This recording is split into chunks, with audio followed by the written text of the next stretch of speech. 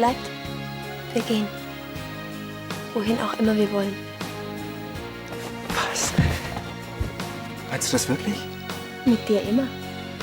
Würden Sie uns endlich in Ruhe lassen?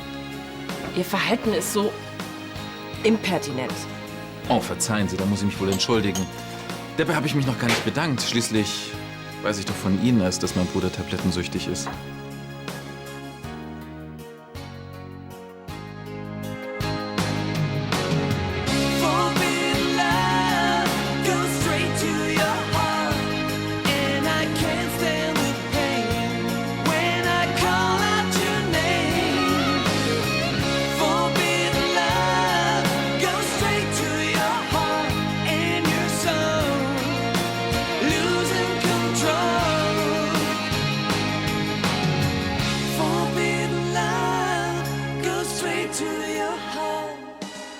Bitte, Sie müssen mir glauben, ich habe damit nichts zu tun. Warum denn so bescheiden?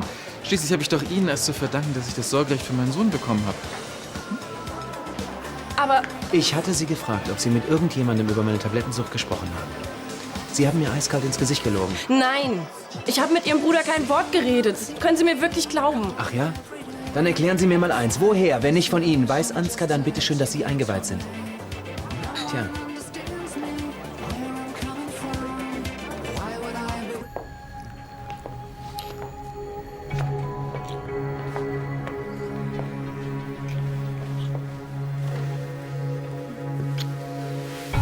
Er braucht schon Knöpfe. Wie praktisch. Wenn das so ist.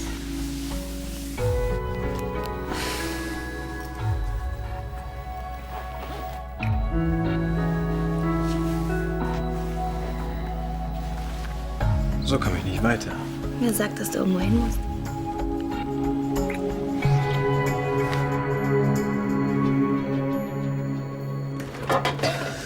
Also der Tutorenjob wäre schon super. Aber bist du sicher, dass du in Reinickendorf wohnen willst? Besonders hip ist es dann nicht? Felix, dein Professor stellt uns die Wohnung umsonst zur Verfügung und wir können sofort einziehen. Was willst du mehr? Ich meine ja nur.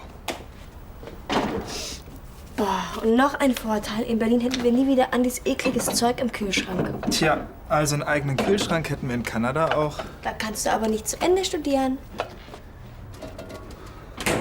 In Berlin müsste ich sofort anfangen. Also es wird eine ziemliche Hals-über-Kopf-Aktion. Das schaffen wir schon. Wir machen morgen einfach ein riesen WG-Frühstück und sagen es allen und dann nichts mehr ab. Ich meine ja nur, also wenn du Lust hast, dann kannst du auch nachkommen. Kannst dich in Ruhe verabschieden und packen. Felix, wir ziehen zusammen um. Was hält mich denn hier noch? Offenbar nichts. Papa, Jetzt ziehst du weg aus Düsseldorf, ja? Dann willst du mir das einfach mal so beim Frühstück mitteilen.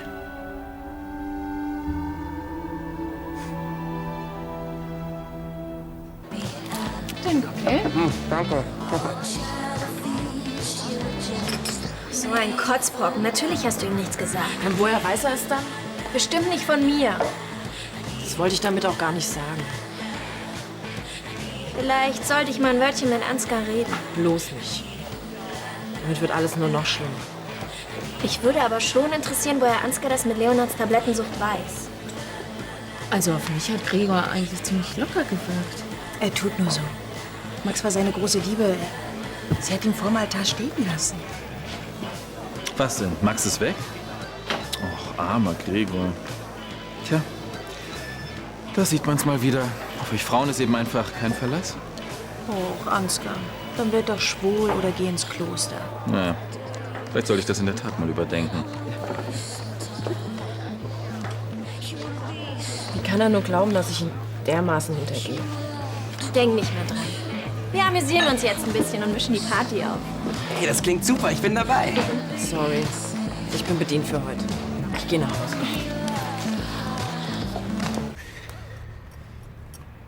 Das war eine gute Idee mit der Compilation.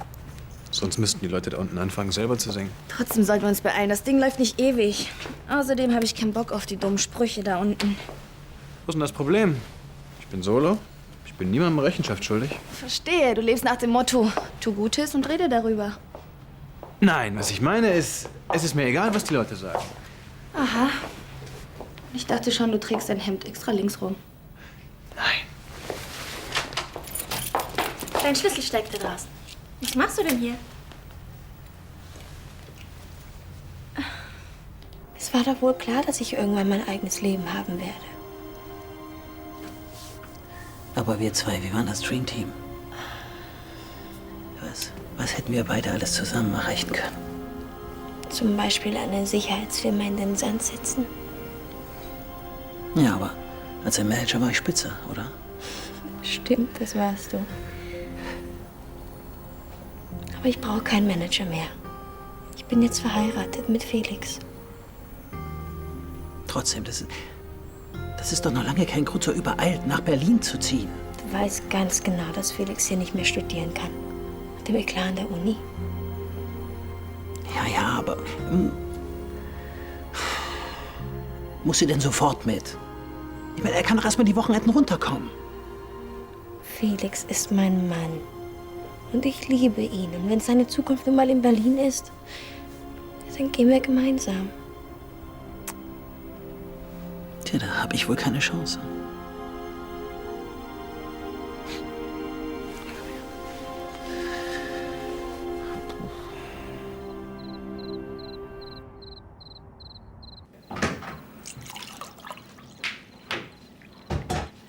Guten Abend. Möchtest du auch einen Schlummertrunk? Heiße Milch mit Honig? Nein, danke. Ich möchte heute überhaupt nichts mehr. Du hattest wohl keinen schönen Abend. Ich war mit Jana bei der Eröffnung von Gregors neuer Kaffeebar. Klingt doch ganz nett. Ja, war es ja auch, aber...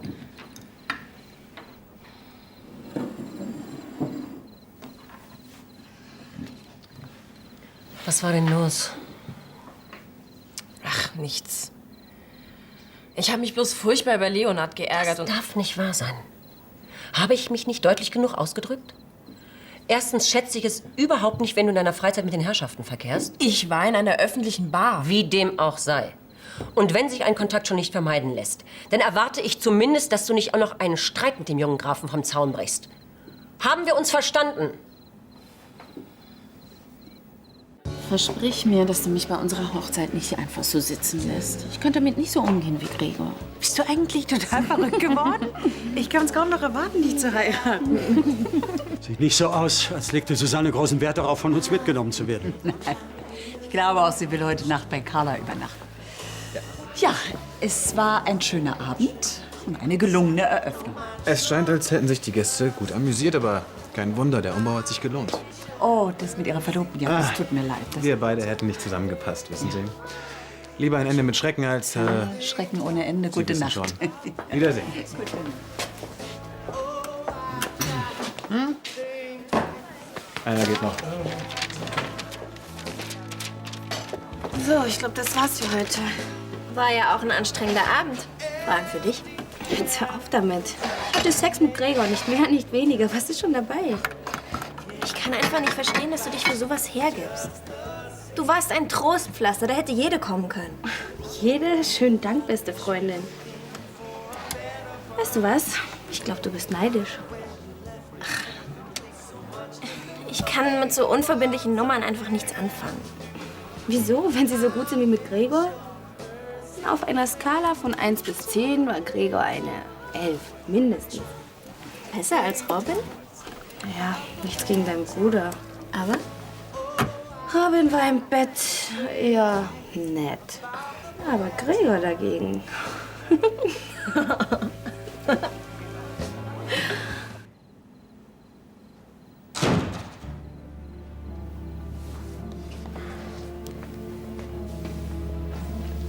Gute Nacht.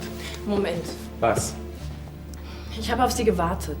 Ich wüsste wirklich nicht, was wir beide noch zu besprechen hätten. Sie hören mir jetzt zu. Ich bin keine Lügnerin. Das hatten wir doch schon. Woher, wenn nicht von Ihnen, soll Ansgar denn bitte schon Wenn Sie Ihrem Bruder mehr glauben als mir, bitteschön. Aber eins sage ich Ihnen. Wenn ich jemandem mein Wort gebe, dann halte ich es auch. Ich Ich habe ja nicht behauptet, dass Sie mich absichtlich hintergehen wollten. Dann war ich Ihrer Meinung nach wohl nur geschwätzig. Aber da irren Sie sich. Ich habe mit niemandem... Glauben Sie doch, was Sie wollen. Ist mir völlig egal. Working in the cold, Mann! Nicht so laut. Wieso denn? Ich krieg hier auch nicht meinen Schlaf. Und morgen muss ich auf die Baustelle. Danach darf ich übrigens wieder die Pferde füttern. Aber hey, working in the cold, Mann! Andi, Jan hat recht, es ist 2 Uhr morgens. Hey, keine Sorge, wir sind noch wach. Ey, Leute, ich hab so eine krasse Party verpasst. Alles war perfekt. Nur Coco hat wieder mal die Musik ausgehen lassen. Aber sie hatte einen sehr guten Grund dafür. P, du sagst nur einen Ton. Können wir vielleicht was sagen? Ja, was ist überhaupt los? Warum seid ihr nicht in der Falle, Leute? Wir müssen mit euch reden. Es geht um die WG. Hat Ansgar schon wieder die Miete erhöht? Nein, es hat nicht wirklich was mit Geld zu tun. Womit denn dann? Es sieht so ernst aus. Naja, also es ist so...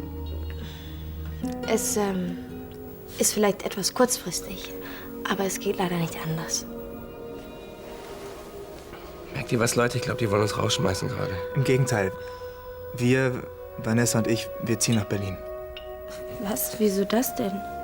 Ja, weil ich da mein Studium fertig machen kann. Außerdem hat mir da ein alter Prof eine Tutorenstelle angeboten.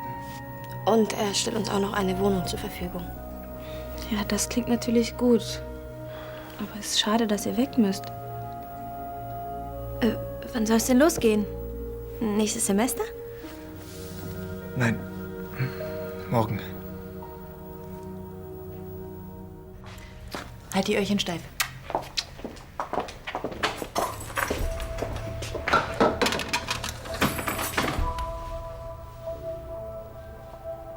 Max, wir machen hier unser Ding. Ich schmeiß hier vorne den Laden und in der Küche bist du die Chefin. Fast so wie in unserer Ehe. Hm? Was ist, freust du dich gar nicht? Und wie?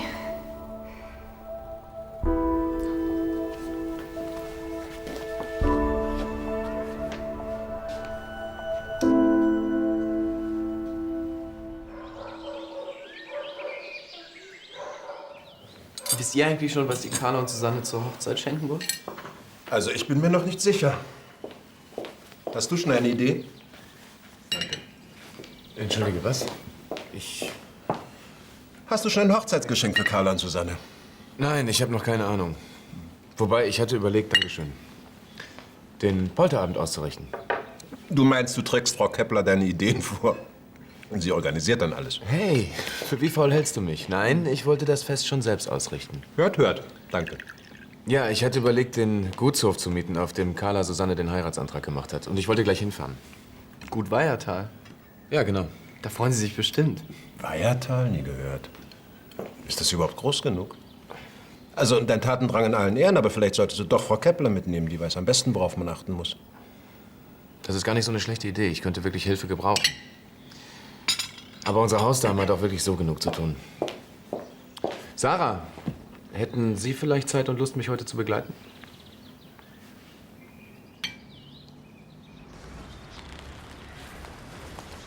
Tut mir wirklich leid, dass noch niemand da ist. Ich hätte anrufen und sagen sollen, dass wir früher kommen. Das macht doch nichts. Tja, dann schauen wir uns eben zuerst den Park an. Der Betreiber kommt sicher gleich und dann kann er uns das gut von innen später zeigen. Das ist wirklich sehr schön hier. Ja. Sarah, Ja? ich wollte mich wegen gestern bei Ihnen entschuldigen. Sie hatten vollkommen recht. Es ist absurd, meinem Bruder Ansgar zu glauben und nicht Ihnen. Sie kennen mich ja kaum. Ja, aber dafür kenne ich meinen Bruder Ansgar. Und der lügt wie gedruckt. Wenn Sie also sagen, dass er die Sache nicht von Ihnen haben kann, dann glaube ich Ihnen das auch. Wirklich? Also, entschuldigen Sie mein Misstrauen? Ist das ein Fischreiher da hinten? Wo denn? Ich sehe gar nichts. Verdammt! Entschuldigung, aber das war mein Lieblingsschal. Dann wollen wir ihn mal nicht ertrinken lassen. Machen Sie Platz, ich bin Arzt. Nicht? Ich kann nur meinen Chef nicht für mich baden gehen lassen. Außerdem ist das gar nicht nötig.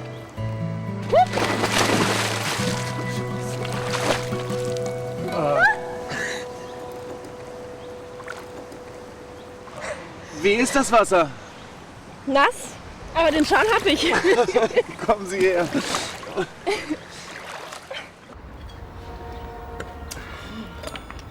Sehr lecker. Mein Vater hat alles eingekauft. Man will sich ja nicht lumpen lassen.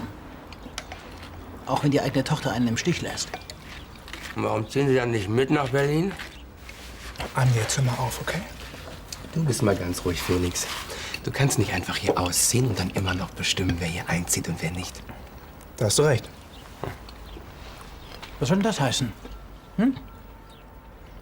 Nicht nur, dass du mir meine Tochter raubst. Jetzt willst du mich auch noch auf die Straße setzen, oder was? Das hat doch kein Mensch gesagt.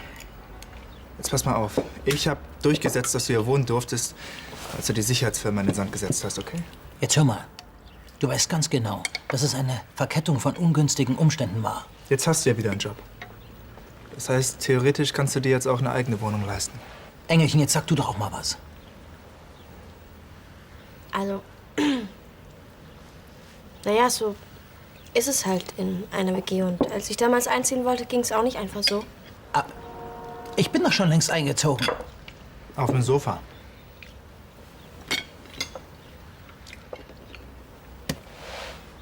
Okay. Es war am Anfang nicht ganz leicht, ich weiß.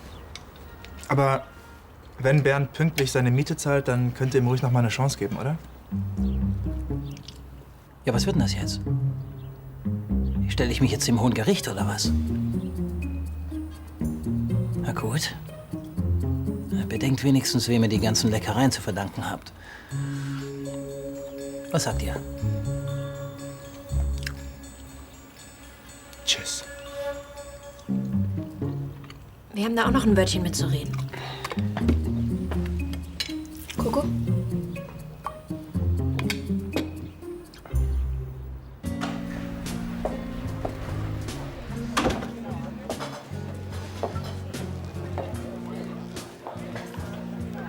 Hallo? Jemand da? Carla, hi.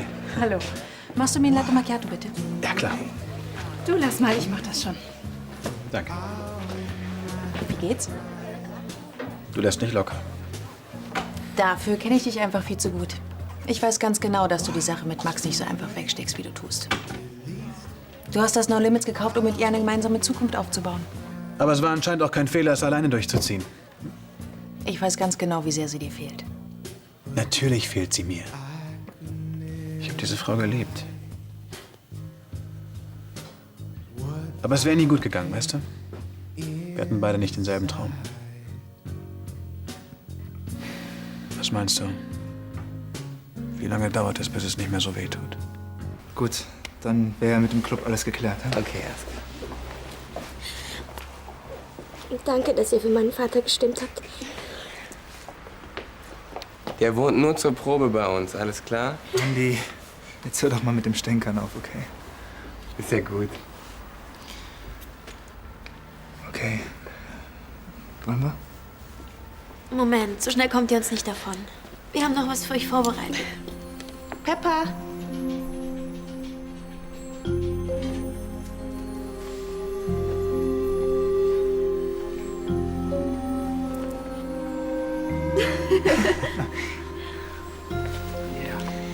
Die haben wir für euch machen lassen, damit ihr uns nicht vergesst. Danke, aber das könnten wir so oder so nicht. Keine Chance. Berlin ist super spannend. Passt mal auf, dass wir euch da nicht besuchen kommen. Seid alle herzlich willkommen. Sogar du.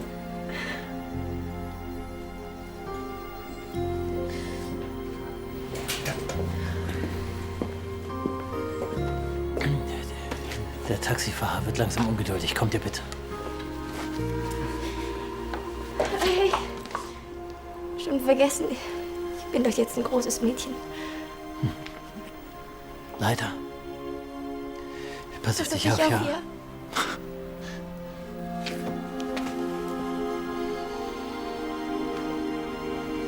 Fertig? Auf nach Berlin. Ja, tschüss. Also macht's gut, Leute. Passt auf euch auf und kommt gut an. Ciao. Gute Reise. Bis bald.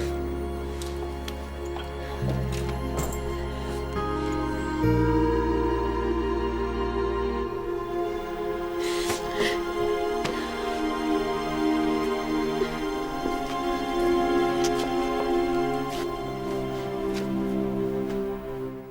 wäre zu peinlich, wenn jetzt der Besitzer zurückkäme.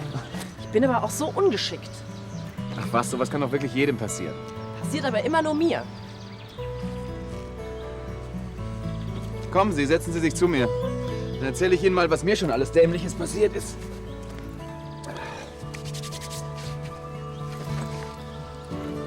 Ich glaube kaum, dass Sie mich in der Beziehung schlagen können. Ich habe nämlich 2 linke Hände. Das glaube ich nicht. Jemand, der so göttlich Klavier spielt wie Sie, der kann überhaupt keine 2 linken Hände haben.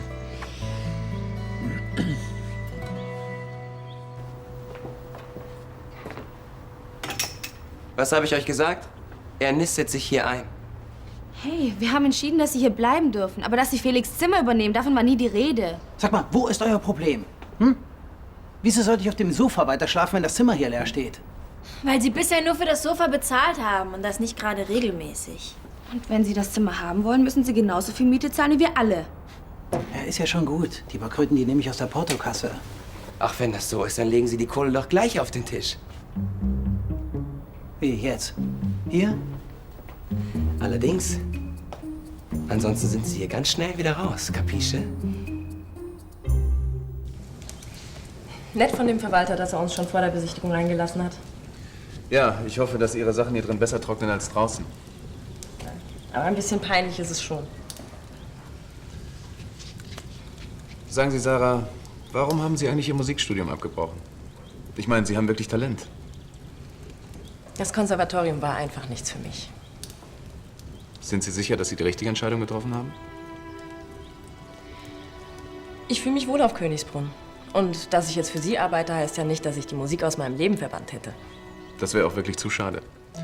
Menschen, die keine Musik mögen, sind nämlich durch die Bank weg Kotzbrocken.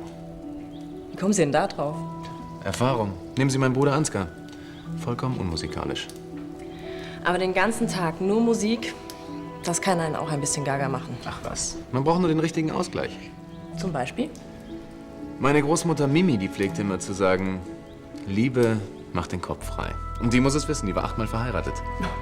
Ja. Was halten Sie von der Theorie?